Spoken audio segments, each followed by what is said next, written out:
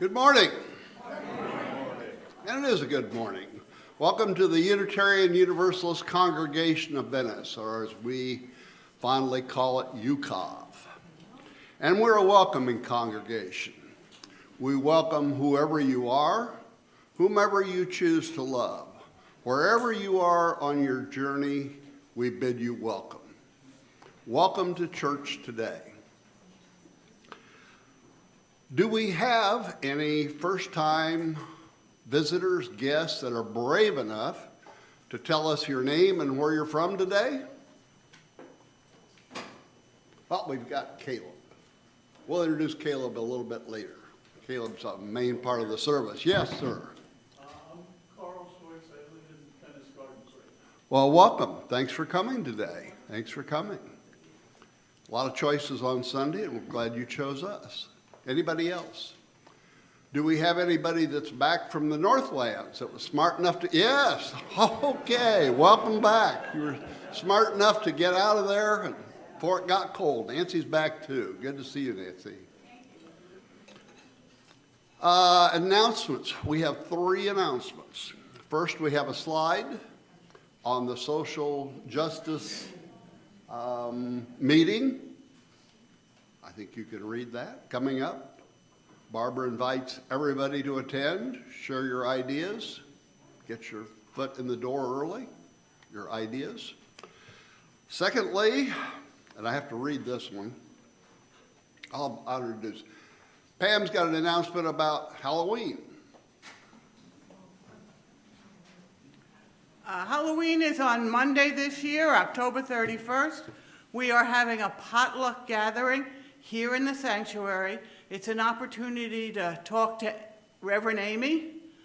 You may have already talked to her, or you're just back from the north, you haven't spoken to her yet. It's time for her to get to know who you are.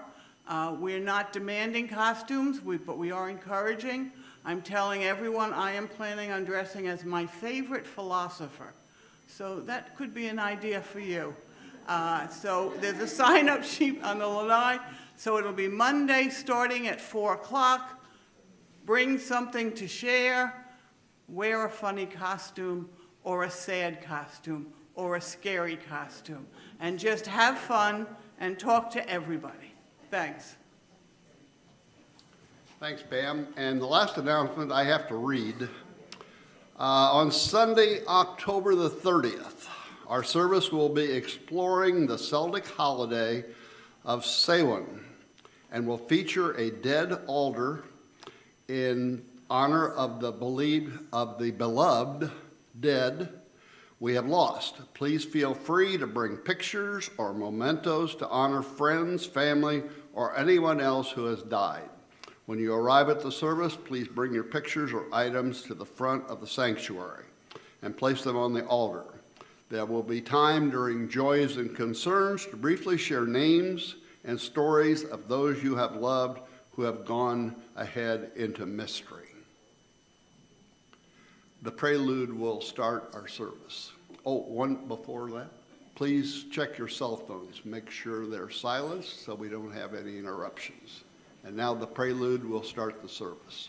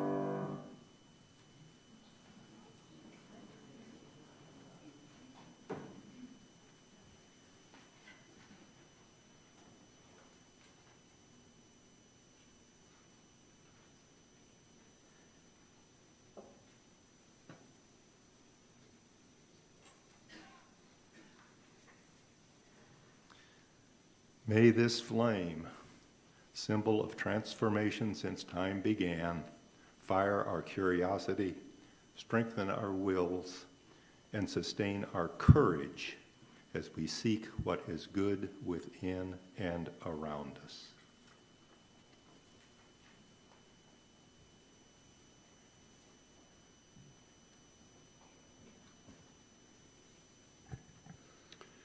UCOV subscribes to a service called Soul Matters.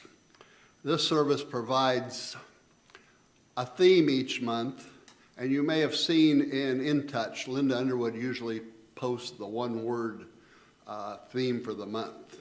And in addition to that, they publish, this goes to over 100 UU churches, but they provide a list of proposed hymns for the day, readings, sermons, quite a bit of information. This month's theme is courage. John Spitzer and I have put together this service using the word courage and also discourage and encourage. You will hear them repeated frequently. We feel this service fills our spiritual cup, and we hope it fills yours.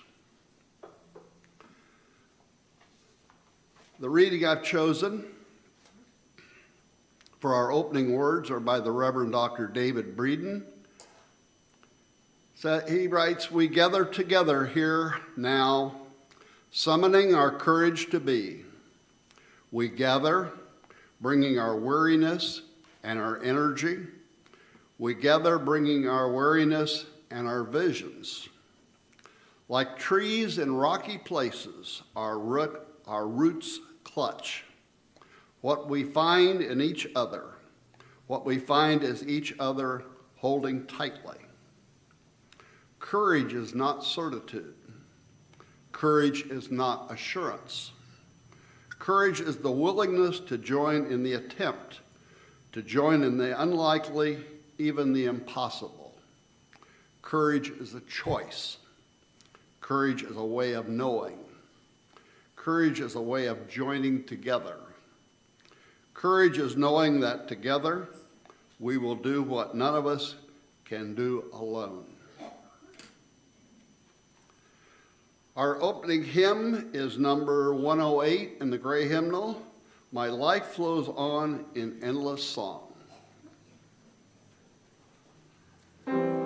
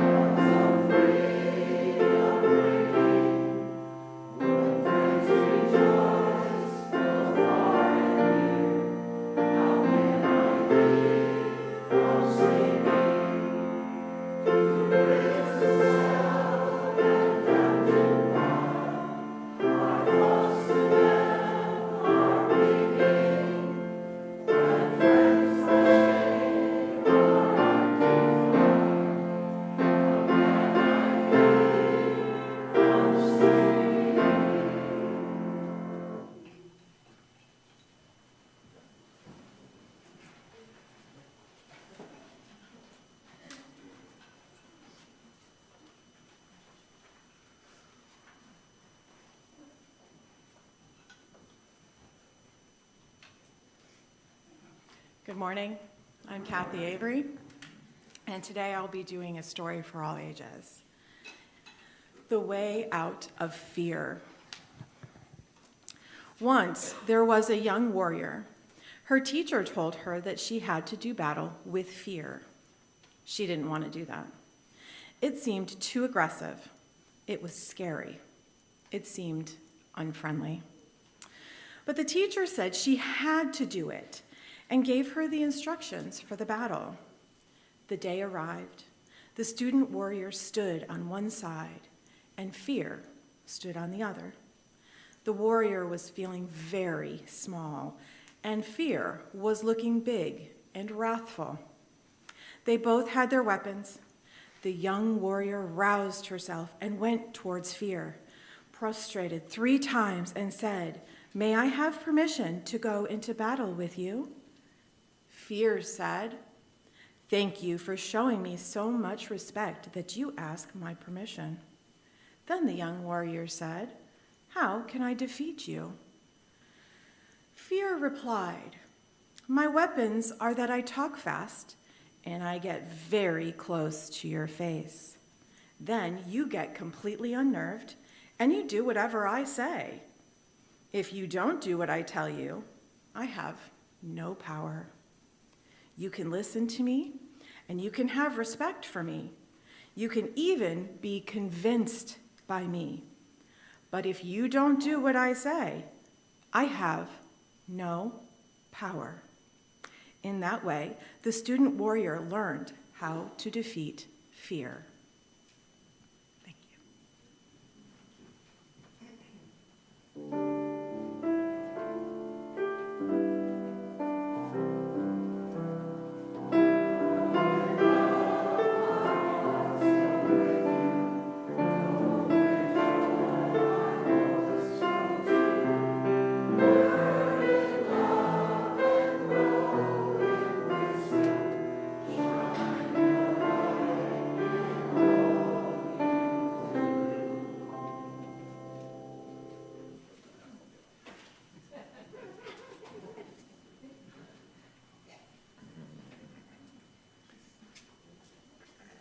For the offering words, I found these words on the UUA website. They're from Kristen Collins. We give to remind ourselves how many gifts we have to offer. We give to remember that we are part of something bigger than ourselves. We give because we believe in music and sacred space. We give with the faith that together we have enough. We will now receive with gratitude an offering for the support of this congregation and its work in the world.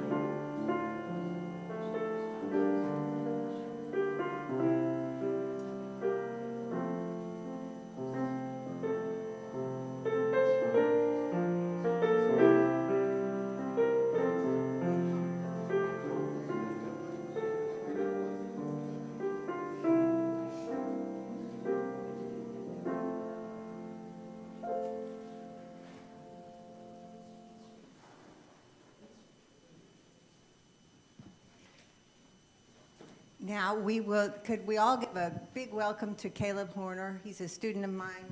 Is this working? Yeah.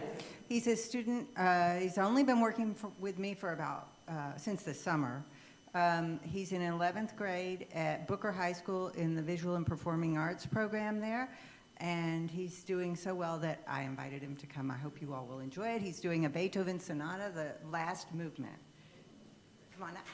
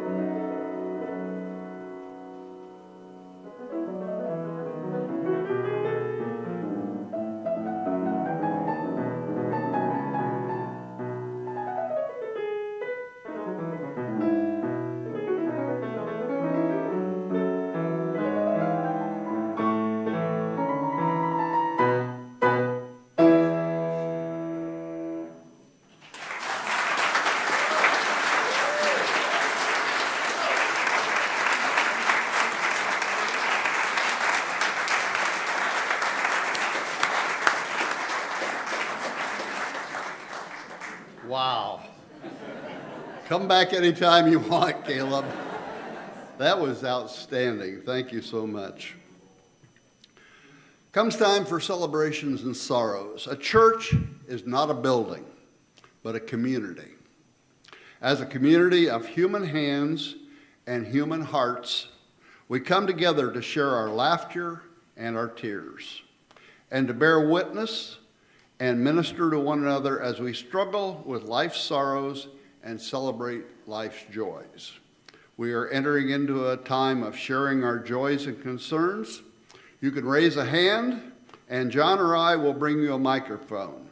Please share briefly, personally, and nonpartisanly.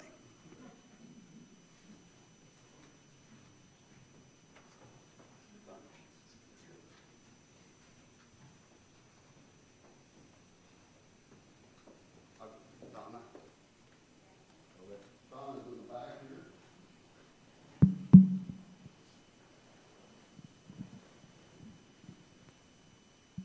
Well, I have a couple of things to announce. One is I made it through our anniversary without my husband this year, which is a sorrow, but it's also a joy that I made it through. And the other thing is this Wednesday night, the Buddhist community, which I'm a part of also, as well as this church, that they are starting the series on the Four Noble Truths.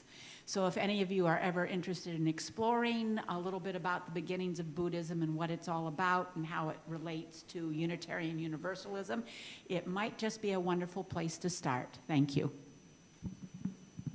Any other celebrations? I have one, Dave.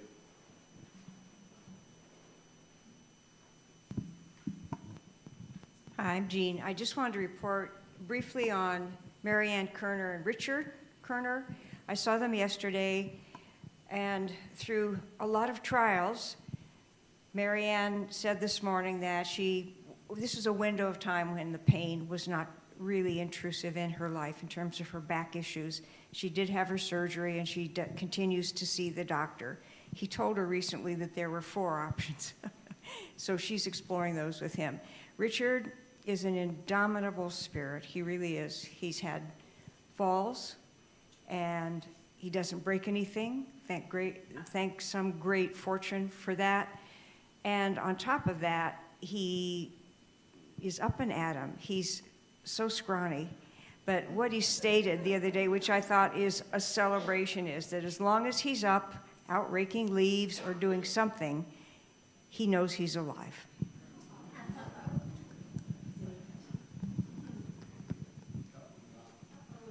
Hi, I'm Eileen Leapley.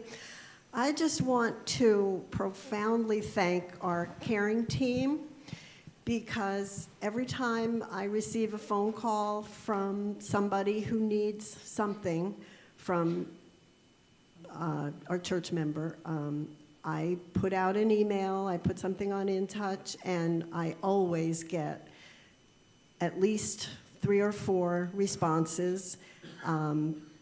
Someone is taking someone to the doctor this week. People have been taking meals to people such as Marianne. I just appreciate you so much. You have no idea. You might have an idea what it means to the congregation. And one other thing, there is a couple who does not want to have their names mentioned, but every week you will see a beautiful bouquet of flowers up on the chancel. And I'm not going to say who they are, but I just want to say thank you very much from the bottom of UCOV's heart.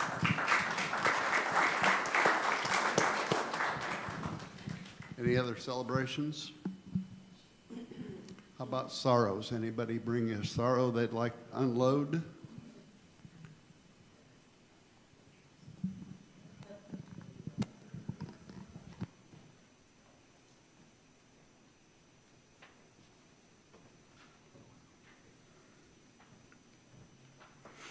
May the gratitudes and celebrations among us this day become a blessing to us all. May the concerns and sorrows of these be shared in all our hearts. A burden shared becomes a load lightened.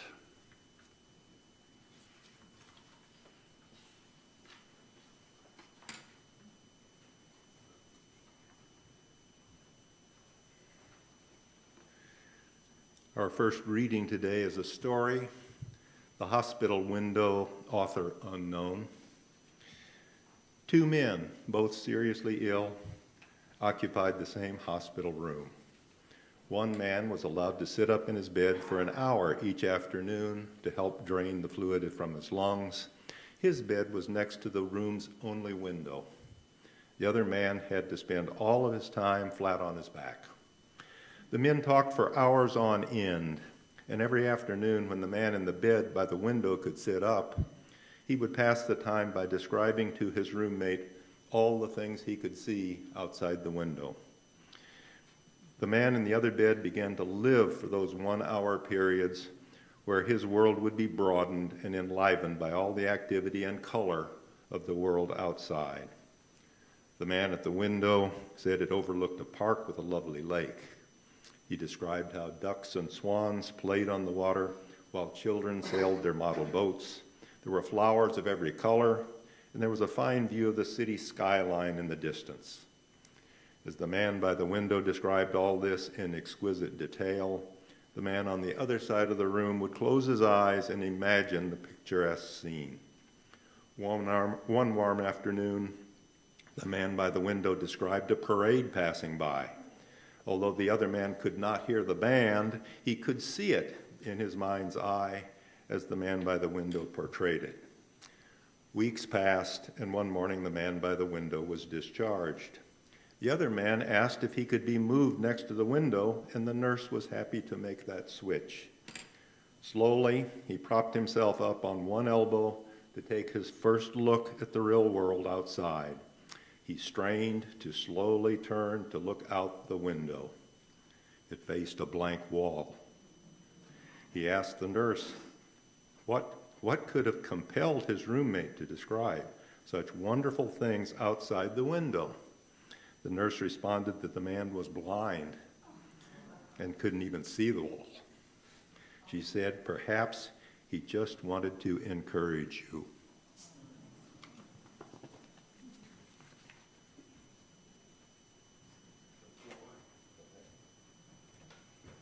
It's a great story, isn't it? Okay, we got our first slide.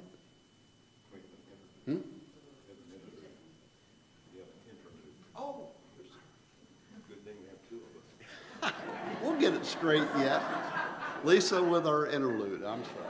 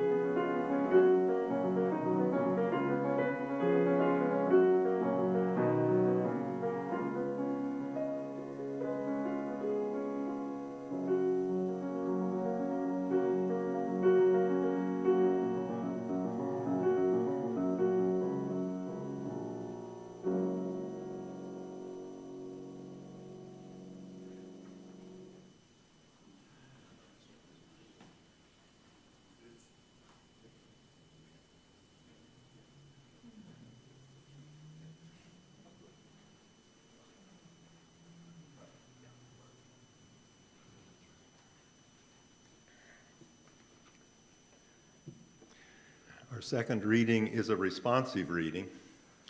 I'll read the first line and ask you to respond with the bold type. Up there. Okay. When we are overwhelmed with the world and cannot see our way clear.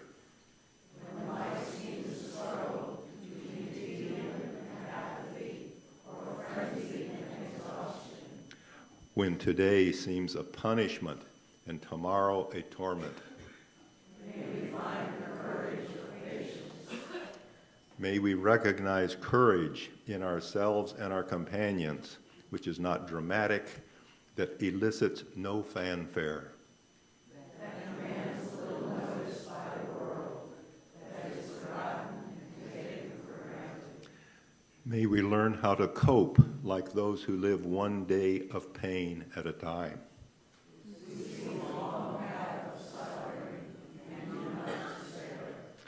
Who inspire us with their patient courage when we are impatient or afraid. May we know such courage and quietly celebrate its presence among us. Amen. Okay.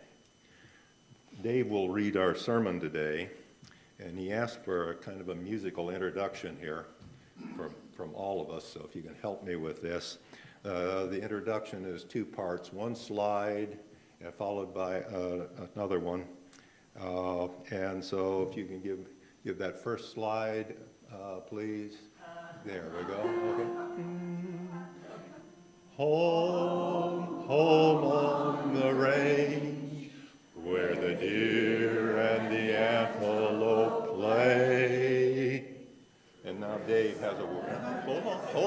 Hold on. Can you picture this in your mind, these antelope and deer playing? I always wondered what they're playing. Are they playing like hide and seek? But right after the deer and the antelope playing comes this. Next slide, and we need to sing this as written. Where seldom is heard an encouraging word. Take it, Dave. I think I took your stuff. An encouraging word. That's the way I hear it in my mind. And then I must correct myself to remember the real words to the song, as Rosalie pointed out earlier, where seldom is heard a discouraging word. Can you imagine a place like that, where one seldom hears a discouraging word? This is not the range on which I have been living. Rather, it's been a matter of how many discouraging things I can handle hearing today, and how can I possibly respond to them all? How can I possibly respond to any?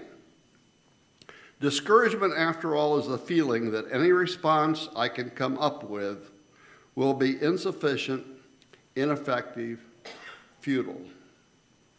Discouragement drains me of my belief that what I do matters, of my conviction that I can make a difference, of my sense that I matter. Discouragement robs me of courage. How can I ever replenish courage, restore courage, if I am in this world where an encouraging word is seldom heard? This is extremely important and dangerous because life, any kind of meaningful engagement with life, requires us to risk vulnerability. And taking such a risk requires courage.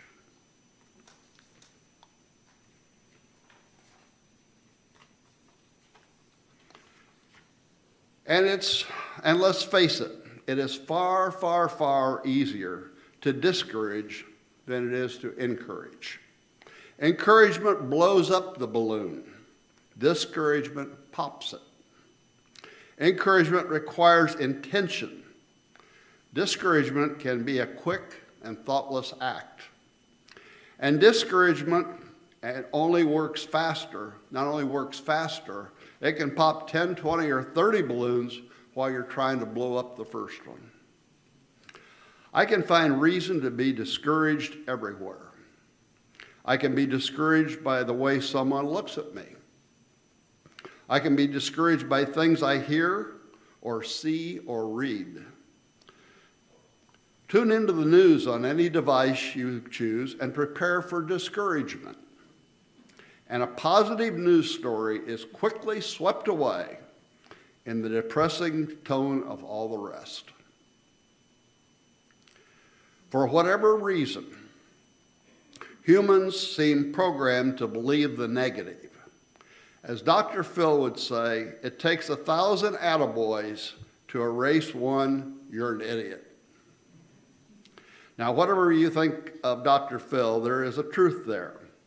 A negative message, a discouraging message, tends to take on greater significance than a positive one, an encouraging message. And if this is even close to the truth, it seems like we should be paying attention to how we are encouraged and how we can encourage others. How do we increase our capacity for courage? Now, courage is a powerful word. To be seen as courageous is no small thing. Then why is it, I wonder, that encouragement and discouragement sound in my ear, well, kind of wimpy? As an example, they just need a little encouragement. Yes, the news is kind of discouraging. They are often used with mild modifiers. Also, rather than being associated with courage, many of the definitions of encouragement and discouragement seem to have more to do with controlling or trying to manipulate a situation, or guarantee a particular outcome. Here are a couple of definitions using encourage. Definition of urge. They encouraged him to go back to school. Definition of foster. Government grants were designed to encourage conservation. We encourage and discourage particular behavior. We encourage not people, but particular outcomes. Or we encourage people only insofar as they help us achieve particular outcomes. Here are two examples. Yes, you should encourage more of that. No, don't encourage them to do that. But is that all that encouragement means? What does this have to do with its root word? That word which I have decided is so crucial to living itself, courage. What if I want to encourage a person and not a place, not a plan, What if I wish to recapture the first definition of encourage in the Merriam-Webster online dictionary, to inspire with courage, spirit, or hope? So I look closer to home, in this home, our congregation, and I began by reading our mission. No mention of courage. I searched our 6 sources, which are in the front of your hymnal. No mention of courage. And finally, in our 7 principles, which are also in the hymnal, our mention of courage, and not courage all by itself, but sandwiched within the words encouragement. Our 3rd principle says, we covenant to affirm and promote acceptance of one another and encouragement in the spiritual growth of our congregation. There it is. And it made me wonder how often I had just sort of skipped over this principle as a nice but fairly positive statement. Yes, we'll be nice to each other and accept and encourage. Okay, let's get on with the real stuff. Changing the world, independent web, search for truth. I tend to dismiss the importance of what is right here in this step. Acceptance and encouragement. And today, I especially want to highlight the word encouragement. What is this principle calling us to do? At first glance, it may appear that encouragement here is directed not so much toward a person as an outcome. We are not just encouraging people, but encouraging spiritual growth. Isn't that a little directive, controlling, even manipulative in a spiritual sort of way? I would say no. And here's why. It doesn't define spiritual growth for the individual, but it just may be that spiritual growth, however we come to define it for ourselves, has something to do with deepening connections and risking vulnerability and engaging the inherent insecurity of living, all which requires courage. So we call ourselves to encourage one another so that we may, in the words of Beverly and David Mumbaugh, so that we may call out of each other strengths, wisdom, and compassion that we never knew we had. Novelist and short story writer George Sanders said, and I quote, "I can look back and see that I've spent much of my life in a cloud of things that have tended to push being kind to the periphery. Things like anxiety, fear, insecurity, ambition. The mistaken belief that enough accomplishments will rid me of all that anxiety, fear, insecurity, and ambition. The belief that if I can only accrue enough through accomplishments, money, fame, my neuroses will disappear." And it reminds me of the words from Julia Ward Howe's journal of 1874. Ambitious people climb, but faithful people build. Ambitious people climb, but faithful people build. We are faithfully building a community of kindness where seldom is heard a discouraging word. And I don't mean that we deny reality.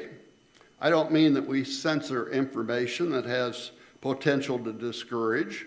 We're not putting our fingers in our ears and covering our eyes to avoid addressing the challenges we face, whether personal or congregational, or in our community, or in the wider world.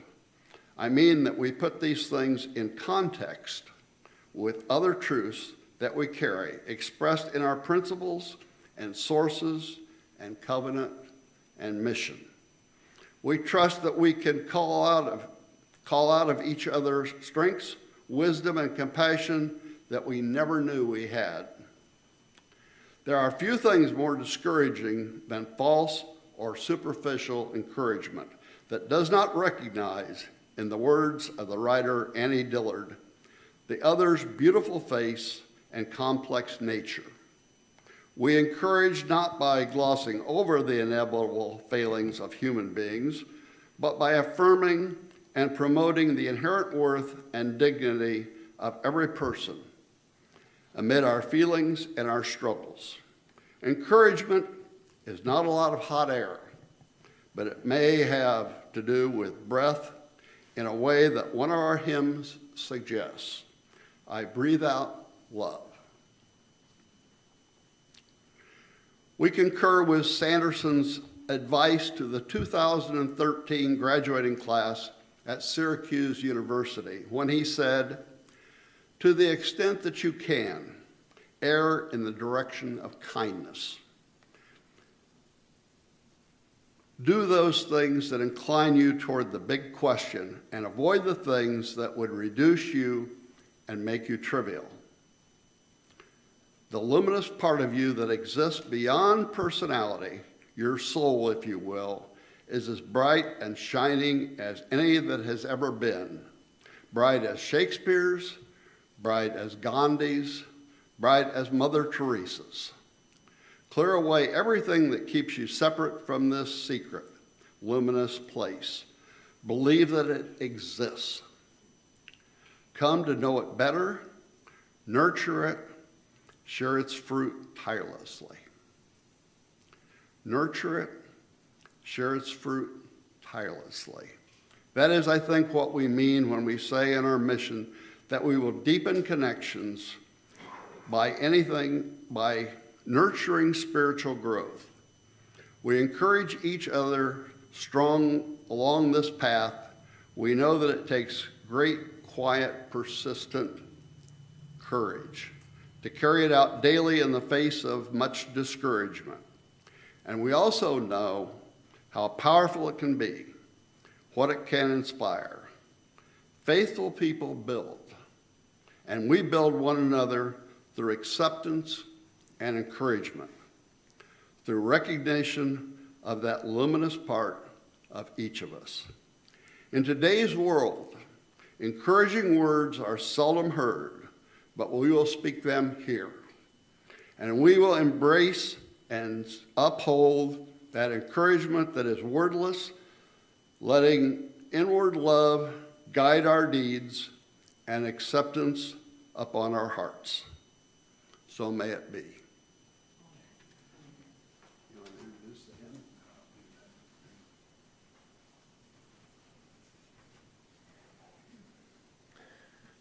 Our closing hymn is hymn number 123 in the Gray Book.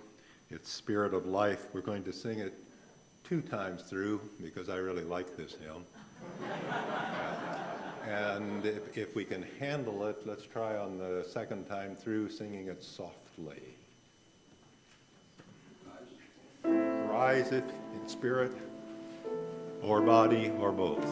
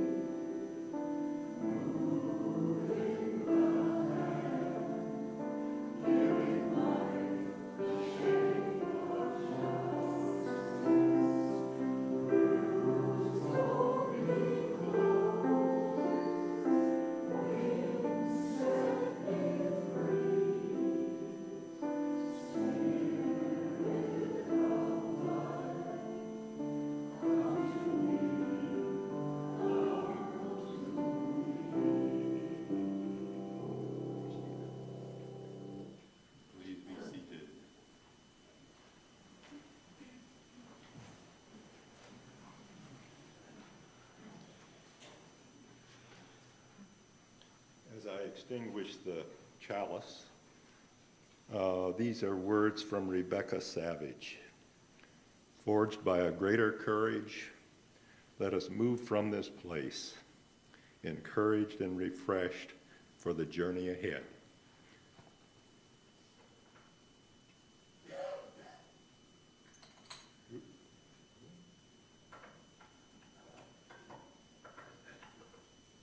The chalice is extinguished.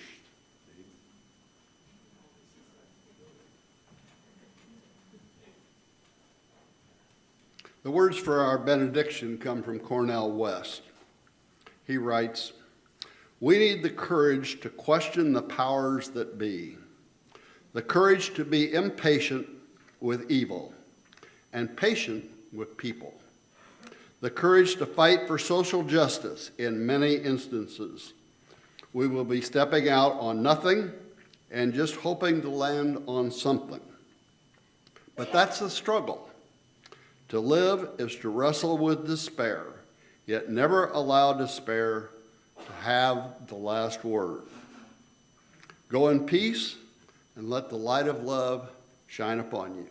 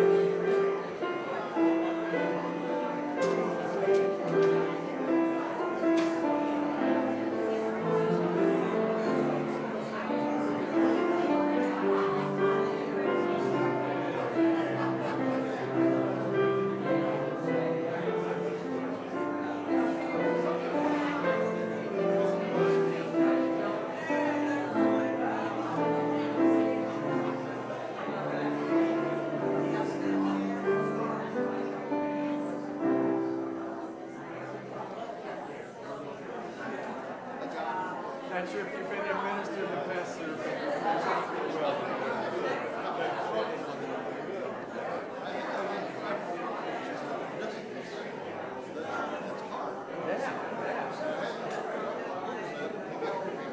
Yeah.